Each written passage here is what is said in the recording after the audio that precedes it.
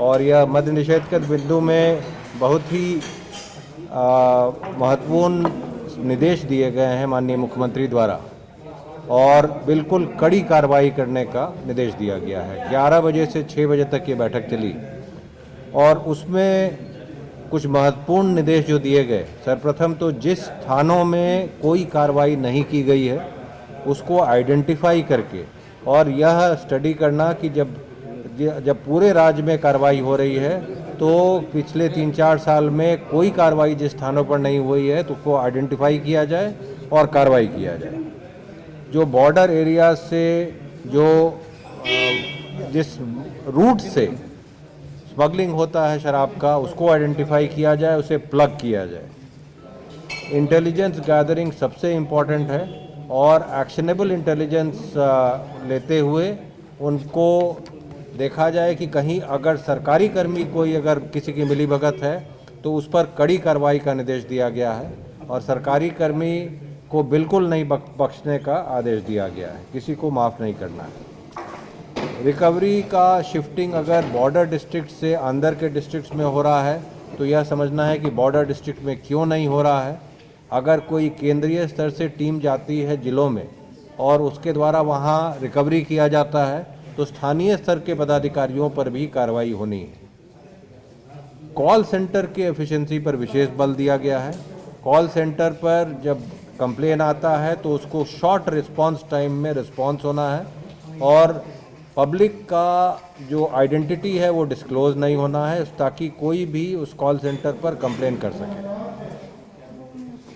जो committed officers हैं नशाबंदी की ओर, शराब मुक्ति की ओर, उन्हें महत्वपूर्ण जगह पर पोस्टिंग करना है। सारे प्रभारी मंत्रियों को निर्देश दिया गया है कि वो मैसेज स्प्रेड करें। सारे प्रभारी सचिवों को भी निर्देश दिया गया है कि कम से कम माह में एक बार अपने ज़िले में जाएंगे, अन्य विकास कार्यक्रमों के साथ वो शराबबंदी में क्या कार्रवाई हो रही है उसकी भी समीक्षा करेंगे। प्रचार प्रसार पर विशेष बल दिया गया है। झारखंड, उत्तर प्रदेश, पश्चिम बंगाल से जो शराब आ रहे हैं उनको कैसे रोका जाए उस पर कार्रवाई करना है। मुख्यालय स्तर से जितने वरीय पुलिस पदाधिकारी हैं उनको भी निर्देश दिया गया है कि वो लगातार फील्ड में रहेंगे। इवेंट होता है या अदरवाइज कोई भी सूचना मिलती है सभी पर कार्रवाई काफ़ी भारी संख्या में हो रही है। सैकड़ों पर एफआईआर हुआ है, सस्पेंड हुए हैं, डिसमिस हुए हैं, हमारे पास फिगर भी है, फिगर हम पढ़ देंगे। हाँ पढ़ देंगे। और साथ में 60 से अधिक एसएचओ को यह बोल दिया गया है कि डिबार कर दिए गए 10 साल के लिए वो थाने पर नहीं रहेंगे। तो लगातार सरकार इसकी ओर सजग है और जिस पर भी सूचना मिल रही है, जिसका मिलीभगत पता चल रहा है, उस पर लगातार कार्रवाई की जा रही है और वो किया जाएगा और जोर शोर से किया जाएगा। मैं आपके सामने ये फिगर्स पढ़ देता हूँ। कुल 206 लोगों को सेवा से बर्खास्त किया गया है, जिसमें 2 इंस्पेक्टर हैं, 30 सब इंस्पेक्टर हैं, 37 एएसआई हैं, 128 सिपाही हवलदार हैं और 9 जो हैं वो चौकीदार दफादार हैं। इसके अलावा कुल 245 लोगों को वृहद सजा दी गई है, जिसमें जो है वो जिसमें हमारे सब इंस्पेक्टर्स भी हैं, इंस्पेक्टर्स भी हैं और इसके अंदर सहनी भी हैं, सिपाही भी है और हवलदार भी है। इसके अतिरिक्त वर्तमान में अभी 654 डिपार्टमेंटल एक्शन अभी भी चल रहे हैं।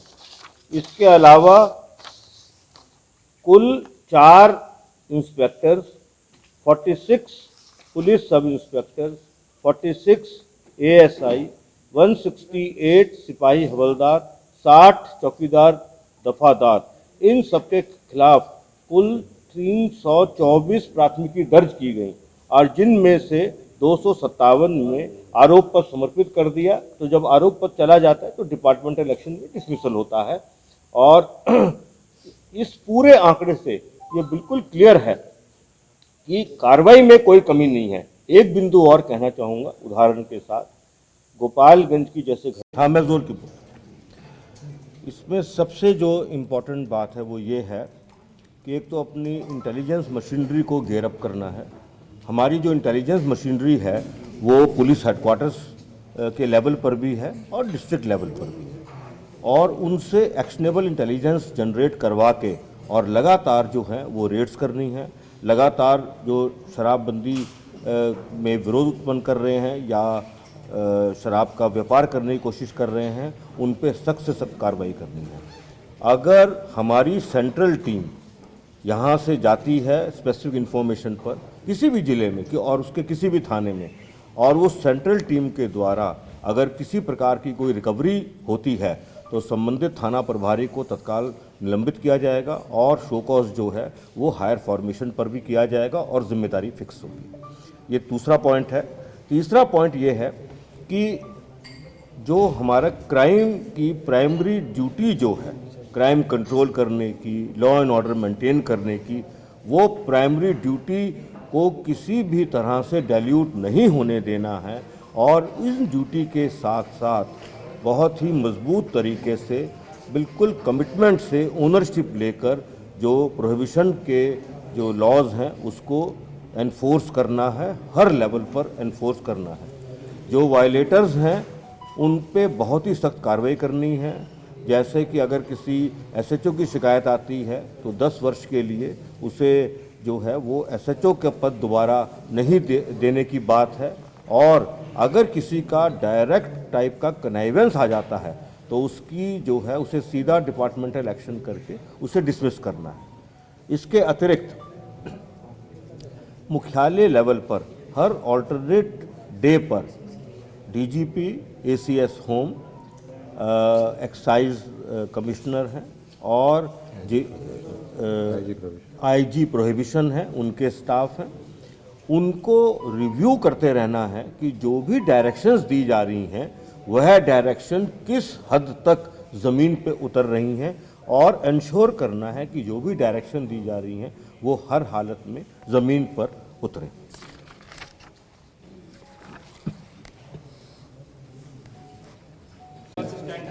इस पे कुछ क्या हो रहा है? जो दुकानें हैं वहाँ नरगदा है आपका, बिल्कुल आसपास से लगा। नहीं, सबसे पहले मैं बता दूं अबाउट इंक्वायरी एंड एक्शन जो लिया गया है सारे कर्मियों पर, उसमें पुलिस पर भी हुआ है, चौकीदार दफादार, होमगार्ड, सैप, एक्साइज सब पर, और जो विभागीय कार्रवाई 808 पर हुए हैं।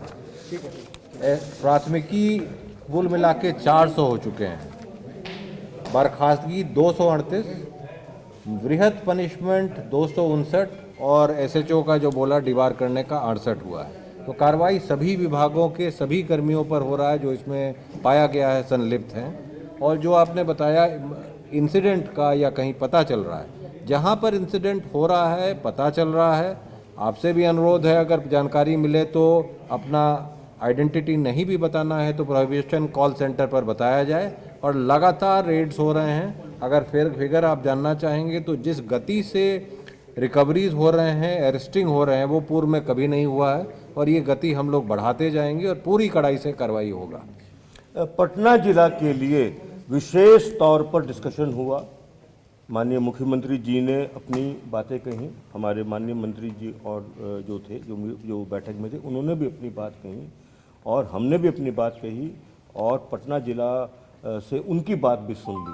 एक बात बिल्कुल क्लियर है कि पटना जिला को अलग से देखते हैं क्योंकि वो राजधानी है, वो पूरे जो प्रशासन, पूरे सरकार की छवि होती है, तो पटना जिला को हम लोग विशेष तौर पर देखकर और उसमें और मजबूती से और अच्छे तरीके से इसमें कार्रवाई करेंगे, इसको इम्प्लीमेंट करेंगे, और जो लोग भी इसमें रास्ते में आने की कोशिश करेंगे उनके खिलाफ हम बहुत सख्त कार्रवाई करेंगे, चाहे कोई भी। कुल 206 लोगों को सेवा से बर्खास्त किया गया है, जिसमें 2 इंस्पेक्टर हैं, 30 सब इंस्पेक्टर हैं, 37 एएसआई हैं, 128 सिपाही हवलदार हैं, और 9 जो हैं वो चौकीदार दफादार हैं। इसके अलावा कुल 245 लोगों को वृहद सजा दी गई है, जिसमें जो है वो जिसमें हमारे सब इंस्पेक्टर्स भी हैं, इंस्पेक्टर्स भी हैं, और इसके अंदर सैनी भी हैं, सिपाही भी है और हवलदार भी है। इसके अतिरिक्त वर्तमान में अभी 654 डिपार्टमेंटल एक्शन अभी भी चल रहे हैं।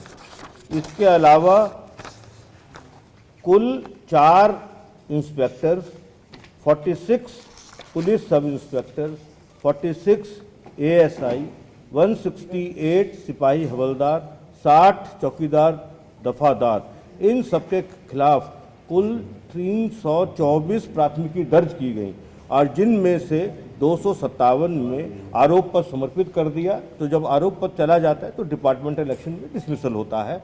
और इस पूरे आंकड़े से ये बिल्कुल क्लियर है कि कार्रवाई में कोई कमी नहीं है। एक बिंदु और कहना चाहूँगा उदाहरण के साथ, गोपालगंज की जैसे घटना हुई है, उस घटना में कम से कम 3 लोग को जस्ट 15-20 दिन पहले ही जेल भेजा था। वो बेल करा के आए हैं। इनफैक्ट उन 3 लोगों में से एक की मृत्यु भी हो गई। तो ये एक बहुत बड़ा चैलेंज है। ये चैलेंज सभी के लिए है कि लोग जो हैं पुलिस के द्वारा गिरफ्तार करने के बाद जब जेल में भेज दिए जाते हैं तो वो बेल करा करके वापस आके उसी काम में लिप्त होते हैं। ये एक बहुत बड़ा चैलेंज है। बिल्कुल इसी तरह का केस जो है वो कैमूर जिला में भी देखने को मिला था कि कुछ कैमूर जिला के और 1-2 उत्तर प्रदेश के लोग थे जिनको पुराने केस में घटना होने के 1 महीने से भी कम अवधि में जेल में भेजा था। वो बेल करा के दोबारा आए और दोबारा आने के बाद फिर उन्होंने जो है वो शराब बांटने का काम किया, लेकिन वो जो शराब थी उसमें जो मिथाइल अल्कोहल की क्वांटिटी जो है वो पाई गई, जिसकी वजह से लोगों की मृत्यु हुई। तो मैं ये पूरे दृढ़ निश्चय से आप सबके सामने कह रहा हूँ कि हमारी ओर से या हमारे जो पदाधिकारी हैं, हमारे जो कर्मी हैं, वो सब लोग कमिटेड हैं। लेकिन कुछ लोग ऐसे हमेशा से रहे हैं और हमेशा रहेंगे, जो लोग जो हैं वो अपने निजी फ़ायदे के लिए या अपनी जो है अपने संपत्ति अर्जित इलीगल चौकीदार दफादारों से जुड़ा हुआ है। वो जो बिंदु है वो ये है कि जो चौकीदार की बुनियादी जिम्मेदारी है गांव के हर तरह गांव में जो भी गलत काम हो रहा है और इंक्लूडिंग शराब के बारे में भी कोई सूचना है वो उन्हें हर हालत में देना है। उनकी परेड पर वरीय पदाधिकारी भी जाएंगे और अगर जो है वो अपनी बुनियादी जो ड्यूटी है उसमें कोई कमी रखेंगे तो उन पर भी जो है वो सख्त कार्रवाई की जाएगी। चौकीदार हैं, दफादार हैं हमारे, और हमारा जो थाना लेवल है वो भी इंटेलिजेंस कलेक्शन का बहुत ट्रेडिशनल एक सोर्स रहता है। उनको भी उस काम में पूरी मदद करनी है और एक एलिमेंट ऑफ ट्रस्ट जो है वो चौकीदार, दफादार, थानेदार और वरीय पदाधिकारियों के बीच में ट्रस्ट और समन्वय स्थापित करना है। पब्लिक को अपने साथ रोप इन कर लेना है ताकि जिस प्रकार का सूचना, जैसे ही कोई सूचना मिले उसमें उनका नाम पूरा गुप्त रखते हुए और मजबूत से मजबूत कार्रवाई की जा सके। यही अभी बुनियादी बातें हैं, इन पर जो डायरेक्शंस हैं वो दिए गए हैं। इनका इम्प्लीमेंटेशन बिल्कुल सीरियसनेस से और इसके वायलेटर्स पे बहुत सख्त कार्रवाई करने की जो निर्णय हैं वह हुए हैं। निर्णय ये पहले भी थे, इनका इम्प्लीमेंटेशन पहले भी हुआ है। अब इन निर्णयों पर और सख्ती से इम्प्लीमेंटेशन करने की बात है।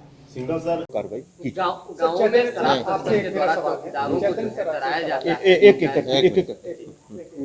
सर, क्या अगर भ्रष्टाचार की बात आती है, पुलिस प्रशासन में भ्रष्टाचार की बात आती है, तो शराब के मामले में क्या हम इसको पूरी तरीके से खत्म नहीं कर सकते हैं?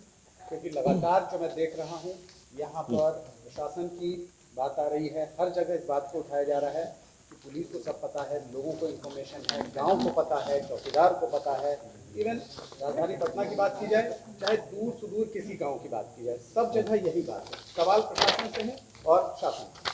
मैं इसमें 2 चीज़ जोड़ना चाहूँगा। एक तो आज की बैठक का एक ये भी पर्पस था कि पूरे सरकारी तंत्र में को पुनः रिन्यू किया जाए और उसी के लिए यह भी निर्णय हुआ है कि 26 को जो मद्य निषेध दिवस होना है उसमें हर एक आदमी पुनः शपथ भी लेगा इसकी ओर।